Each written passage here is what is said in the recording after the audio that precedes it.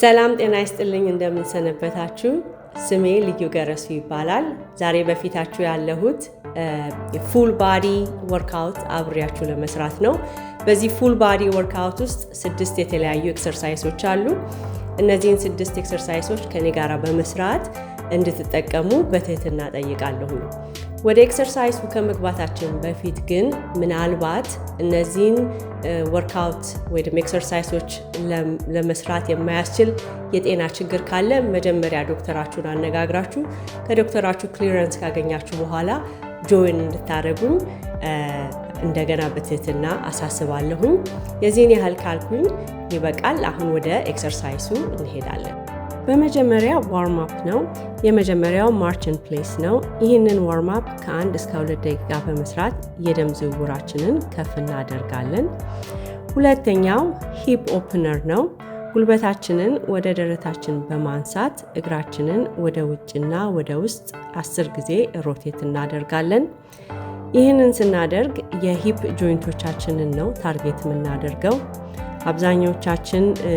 አብዛኛውን ጊዜ ተቀምጠን ነው ጊዜ የምናሳልፈው።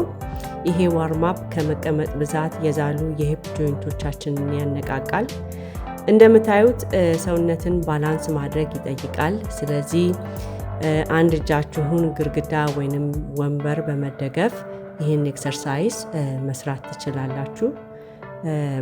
ሶስተኛውና የመጨረሻው ባዲ ዌይት ስኳት ነው።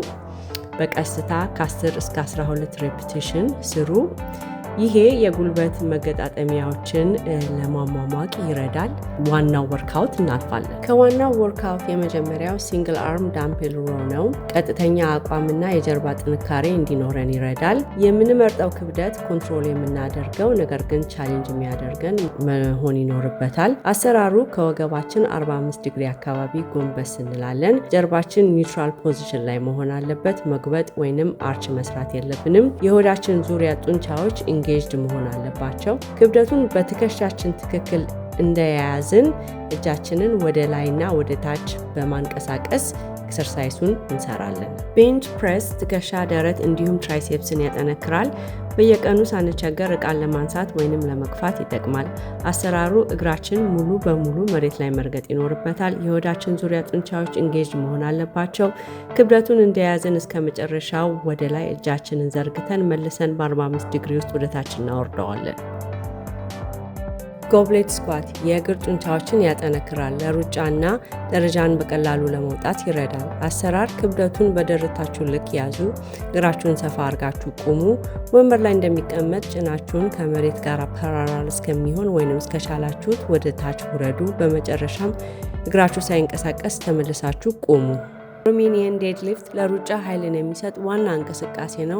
ከጭናችን ጀርባ ያሉትን ሃምስትሪንግ እና ግሉቲያል ማስሎችን ያጠነክራል። አሰራሩ በሁለቱም እጃችሁን ክብደቱን ያዙ። እግራችሁን ሰፋ አድርጋችሁ ቁሙ። ከወገባችሁ ስትታጠፉ ጀርባችሁ ኒውትራል መሆኑን አረጋግጡ። ክብደቱን ወደ እግራችሁ ቀረብ በማድረግ የምትችሉትን ያህል ወደ ታች ውረዱ። በመጨረሻም ግሉቲያል ማስሎቻችሁን ጠንከር በማድረግ ወደ መጀመሪያ ቦታችሁ ተመለሱ። ፕላንክ ኮር የሚባለውን የሰውነት ክፍላችንን ስታቢላይዝ የሚያደርግ ኤክሰርሳይዝ ነው። ለሎወር ባክ ጥሩ ጥንካሬ ይሰጣል። አሰራሩ ሰውነታችንን መሬት ላይ አላይን ካደረግን በኋላ ሆድና ግሉቲያል ማስሎቻችንን ጠበቅ አድርገን ይዘን ከ15 እስከ 30 ሰከንድ ይህን ፖዚሽን ሆልድ ማድረግ ነው። ዴድ ባግ ዲፕ የሆኑ የኮር ጡንቻዎችን ያጠነክራል። በሩጫ ወቅት ወገብን ስታቢላይዝ ለማድረግ ይረዳል። አሰራሩ በመሬት ላይ በመሆን እግርን ወደ ላይ አድርጎ ወገብና ጉልበትን 90 ዲግሪ አንግል ላይ ፖዚሽን ማድረግን ይጠይቃል። በመቀጠልም እጃችሁን ወደ ሲሊንጉ ኤክስቴንድ ካደረጋችሁ በኋላ ኦፖዚት ሳይድ እግርና እጃችሁን ወደ መሬት አውርዳችሁ እንደገና ወደ መጀመሪያ ቦታችሁ ትመልሳላችሁ። እንግዲህ እስካሁን አብራችሁን ስለቆያችሁኝ በጣም አመሰግናለሁኝ። ወርክአውቱን እንደወደዳችሁ ተስፋ አደርጋለሁኝ። ይህንን ወርክአውት በሳምንት ከ2 እስከ 3 ጊዜ በመሃል እያረፋችሁ እንድትሰሩት እመክራለሁኝ። ከዛ ውጪ በሚቀጥለው ቪዲዮ እስከምንገናኝ ድረስ መልካም ሳምንት ይሆንላችሁ። አመሰግናለሁ።